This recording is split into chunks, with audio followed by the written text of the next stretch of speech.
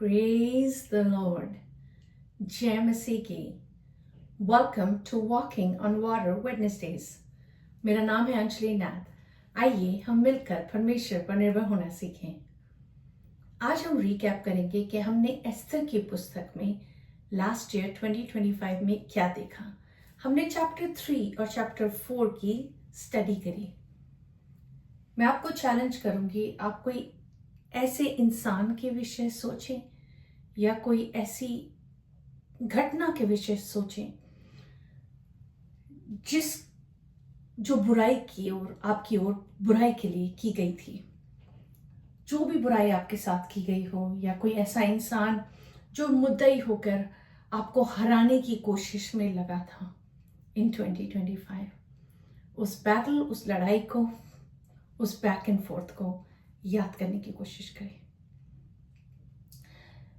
किसी ने बखूब कहा है, evil often celebrates too early, unaware that God is already at work. शैतान या बुराई अक्सर बहुत जल्दी जश्न मनाती है, इस बात से अनजान रहती है कि परमेश्वर पहले से ही हमारे लिए काम कर रहे हैं. जैसे शैतान यीशु मसीह को क्रूस पे लेके जा रहे थे, पर भूल गए कि God had a bigger plan of resurrection. हमने 3:1 में देखा, सरियक्स राजा ने अगागी हमदत्ता के पुत्र हमान को उच्च पद दे दिया. कभी कभी हम देखते हैं रियल वर्ल्ड में ना कि हमारे विरोधी को उच्च पद मिलता है, संसार में बढ़ती मिल रही है, उन्नति पा रहे हैं. क्योंकि मर्दकी यहूदी थे तो किसी इंसान के आगे झुकने से इनकार करते हैं.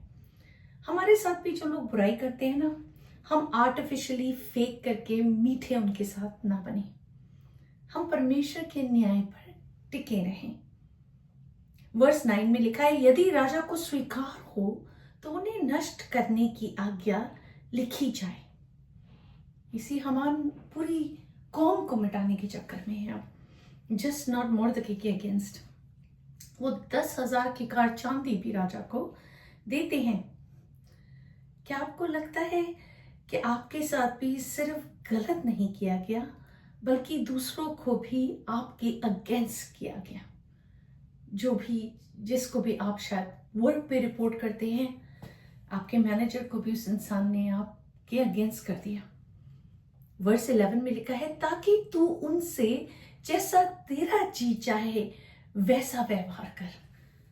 और शायद जिस इंसान को उन्होंने आपके विरोध में कर दिया, या आपके बॉस को, वो भी उन्हें परमिशन दे रहे हैं कि आपको एक्सप्लॉइट कर सके. ऐसा लग रहा था कि उन्हें कोई नहीं रोक पा रहा. ना ही एस्थर में लग रहा था, और ना ही हमारी रियल लाइफ में लगता है कभी कभी, राइट, कि परमेश्वर आप क्यों नहीं कुछ कर रहे, कैसे ये बढ़ते जा रहे हैं.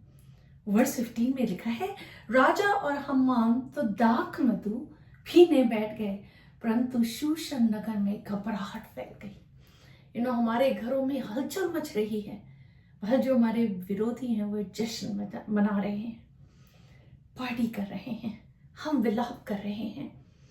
इस रीति हम चैप्टर 4 में जाते हैं. अब आता है मध्यस्थी, उपवास, प्रार्थना, स्पिरिचुअल अथॉरिटी. 4:3 में लिखा है, यहूदी बड़ा विलाप, उपवास, रोना पीटना कर रहे थे. और वही हम करते हैं हर साल. In the beginning of the year हम लमेंट करते हैं, हम अपने अपराधों को याद करके माफी मांगते हैं, ताकि हम फ्रीली जॉय के साथ, परमेश्वर की खुशी के साथ, आनंद के साथ उनकी उपासना कर सके, वो शब्द सुन सके, वो बात सुन सके जो वो हमें नए साल के प्रति दे रहे हैं. फिर जहां से उम्मीद भी नहीं होती ना, वहां से परमेश्वर हमें उम्मीद दिखाना शुरू करते हैं. एस्थर की उम्मीद दिखती है हमें. वो जो 30 दिन से अपने राजा से बुलाई भी नहीं गई है, वो हिम्मत बांधती है। वो कहती है जाओ, 3 दिन 3 रात हम सब मिलकर उपवास करते हैं और हम युद्ध के लिए तैयार होते हैं। राइट, इस यही तो वो पीरियड है ना जनवरी का, जो हम उपवास कर रहे हैं, प्रार्थना कर रहे हैं, तैयार हो रहे हैं। वर्स 16 में लिखा है यदि नष्ट हो गई तो हो गई। राइट, और उससे पहले हमने सबसे इंपॉर्टेंट वर्स देखी 14, अपने आप को चैलेंज करती है वो, जाने तुझे ऐसे ही कठिन समय के लिए राजपद मिल गया हो। Maybe you've been called for a time like this. और वो उस पर मेडिटेट करती हैं और फिर कहती हैं यदि नष्ट हो गई तो हो गई, चलो हम मिलकर उपवास और प्रार्थना करते हैं और मैं ही आप बात कर जाऊंगी। फिर हम चैप्टर 5 के हमने 6 वर्स तक ये देखा है, पर 2nd वर्स में लिखता है विक्ट्री आती है। तब राजा ने उससे प्रसन्न होने पर सोने का राजदंड उसकी ओर बढ़ाया एंड उसकी जिंदगी माफ कर दी गई। What a relief. पर कितना ही अद्भुत परमेश्वर का हाथ है ना। 1 शमूएल 17:47 में लिखा है और यह समस्त मंडली जान लेगी कि यहोवा तलवार या भाले के द्वारा जयवंत नहीं है, इसलिए कि संग्राम तो यहोवा का है। The battle belongs to the Lord, और वही तुम्हें हमारे हाथ में कर देगा। So हमने जिस थॉट से शुरू करा था, हमारे साथ कुछ बुराई करी गई है, किसी इंसान ने हमारे विरोध में नालिश करी है, खड़े हो गए हैं मुद्दई होकर। परमेश्वर हमें समझा रहे हैं कि डर मत, युद्ध तो मेरा है, लड़ूंगा तो मैं तेरे लिए। जिन आर्मी को हम देख भी नहीं पाते ना, एंजल्स की, वो हमें सराउंड करती हैं, करती आ रही हैं और 2026 में करती रहेंगी। The victory belongs to the Lord. हमारी विजय नहीं है, परमेश्वर की विजय है। करेक्ट, सारी महिमा परमेश्वर की है, क्योंकि हम परमेश्वर के लोग हैं और वो चाहते हैं कि हम आनंद में जिए, जॉय में जिए, हर्ष होकर परमेश्वर की सेवा करें। राइट, एंड उस फ्रीडम के लिए परमेश्वर हमें हमारे लिए कार्य करते हैं। चैलेंज के लिए जो भी बुराई आपके साथ की गई है ना, उससे दुखी ना हो, हारे नहीं, बिल्कुल भी नहीं। आपकी लड़ाई तो आत्मिक है। इफिसियों 6 कहते हैं ना, हमारी लड़ाई मांस और लोगों से नहीं है, उन लोगों से भी नहीं है एक्चुअली, पर उन आत्माओं से है जो उनके अंदर काम कर रही हैं, जो हमारे को तंग करना मांग रही हैं। उन आत्माओं पे परमेश्वर हमें विजय दिलाएंगे। विजय अंत में हमारी ही होगी, क्योंकि विजय हमेशा ही परमेश्वर की है, होती आई है और होती रहेगी। आमीन। सो आइए इस आने वाले हफ्ते में विजय पर फोकस करें, विक्ट्री पर फोकस करें।